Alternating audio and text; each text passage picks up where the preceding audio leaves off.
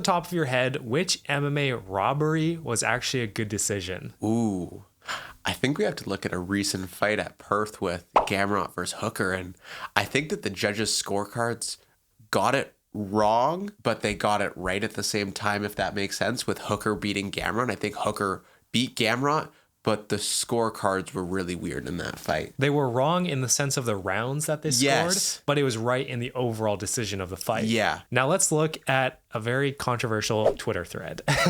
Let's get into it. First tweet, Sean Strickland losing just so he got to watch DDP choke out the dog lover. I'm going to stand on it. Sean Strickland won that fight. Really? Sean Strickland won that fight. So you think that that was a robbery? Yes. I think that that's an L take. I disagree. I think that DDP won. That's where we vary. Yeah, that's our difference. I love DDP. You love American Dad. All right, next tweet. Yeah, Dylan's going to get fired from his job pretty soon.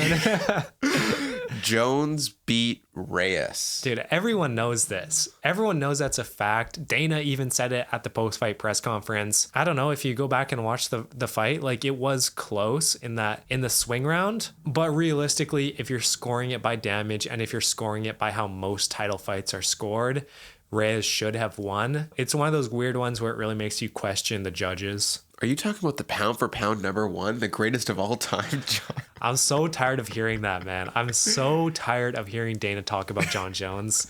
Like, we all are. It actually just gets to me now. I don't want to open up Twitter again. It's cringe. Like, it's just like, ugh. And he does it now to, like, in spite of us. Yeah, to provoke these clicks, these negative interactions, people getting mad at Dana because it makes them more money. Okay, next up. Islam Volk won. The hatred for Islam and round 5 clouded the judgment.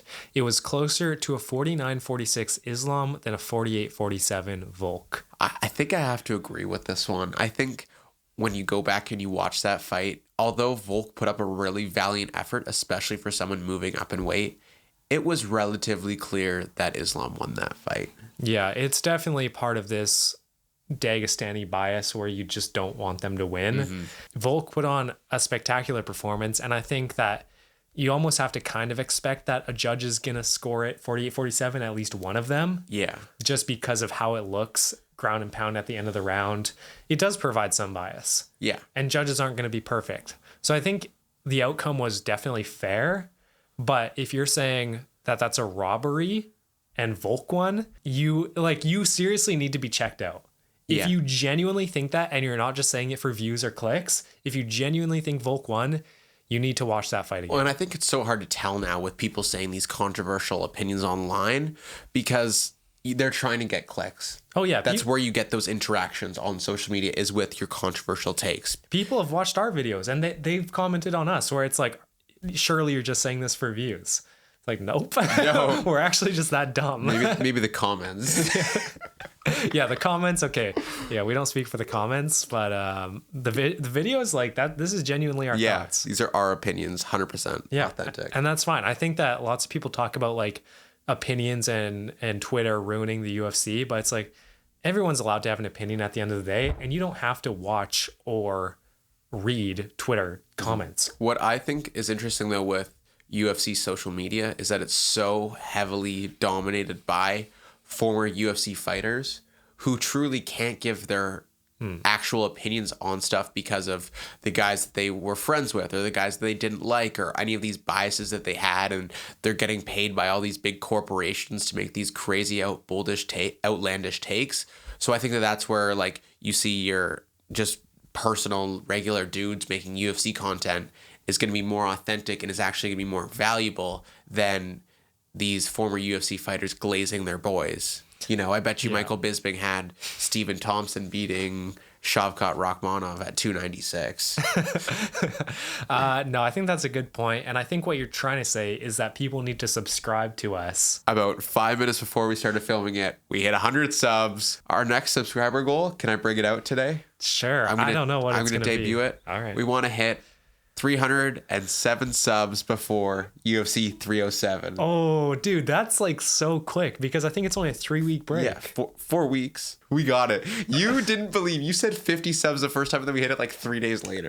I know, but it's just like... All right, our next take. I don't know how many people think it's a robbery, But I agree that Hooker versus Gamrot decision was the correct. Yeah, I agree. I think that people were just expecting Gamrot to win. So maybe that kind of swung the bias a little bit. I think that there was kind of this narrative that Dan Hooker was over the hill and he would never get a title run. And I'm not saying that he is going on a title run, but he's top 5 again. And I think that the strikes and the damage output, it was in favor of Dan Hooker. And personally, that's how I score fights.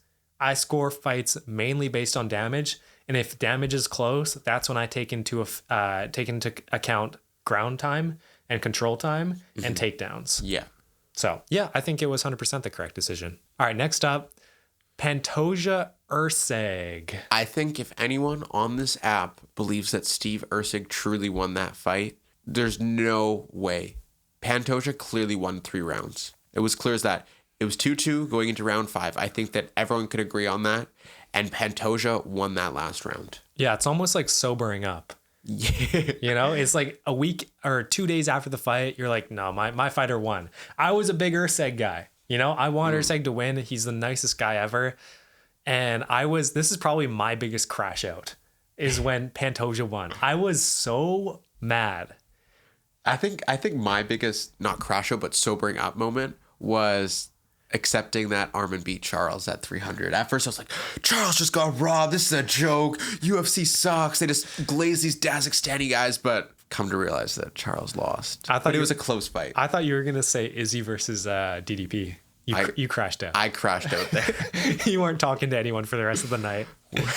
But no, I think Ursig put on a great performance for being like, number 11 ranked when he went into that 12. fight? Or 10 or 12 yeah, or something like that. So he did put on a great performance, surprised me, gained a lot of stock even though he lost.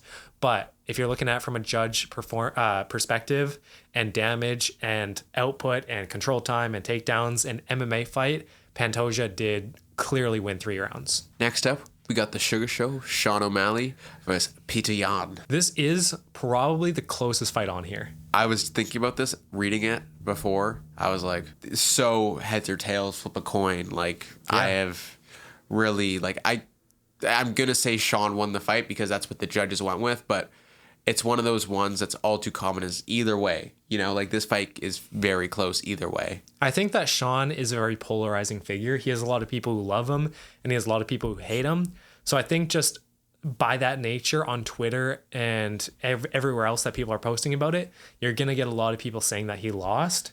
And then you're going to get a lot of his fans who just like aren't really saying anything, right? Because the haters are always louder. Yeah, I think you also have to consider people have a little bit of blinded judgment about this decision because people assume that Dana just glazes Sean, pushed him up too early, and this was before he won the championship and really proved that he was that good. So people are just like, oh, Dana just rigged it so that Sugar Sean could win, make him more money. Yeah, I think it was a fair decision. It could have gone either way, but I think just for new blood and a new contender, I am glad that Sean won. 100%. We didn't need to see Peter Yan win that fight. No. All right, next up, we have Chimaev versus Usman. I've watched it like 5 times, and I don't see how it was a draw.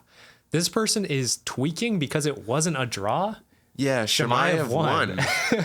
So I think maybe he misunderstood the question, but overall, this was still a very close fight, and I think it exposed Chimaev a little bit because Usman, up a weight class, short notice, very short notice, and Chimaev gassed out completely in the last couple of rounds and took big shots. So what do you think about this fight? How do you think Chimaev does in his future fights? I think it's hard to talk about fights that were on short notice because you don't have even if the person who had the full camp, they don't have the full camp preparing for the fighter that they're now going to face. Like, you have to look at it. Kamaru Usman is very different. You know, he's a very wrestling heavy. He's one of the best welterweights of all time. So a camp versus Usman is a lot different. Usman is extremely well-rounded, but I think he's kind of like Volk where he needs time to get into camp and get into shape. So I would love to see a rematch of that. Especially with how big Usman is too. Oh yeah, he's huge. Like, he probably would have been fighting a lot closer to real weight, which is a very big disadvantage. You look at some fighters and you're like, okay, well, they have more cardio because they don't have to cut so much, but that's only for guys who have to cut like 35 pounds. Yeah. Like Pereira loses cardio if he has to cut to 185. Oh, yeah. He looks so much better at 250. He just looks frail. Yeah, he looks better at 205. But someone like Volk, we saw him on short notice, and look how that turned out. It wasn't great. Exactly. So it could go either way with short notice fights, but I think the Chimaev versus Usman, it was a fair decision. It's also hard because Chimaev is another person being pushed by the UFC as a future pillar of the company. Yeah, exactly. He is the next up guy, but he doesn't fight. That's going to do it for today. Let us know what you think about all these tweets that we talked about, and what is a robbery that you think was actually the right decision. Peace. See ya.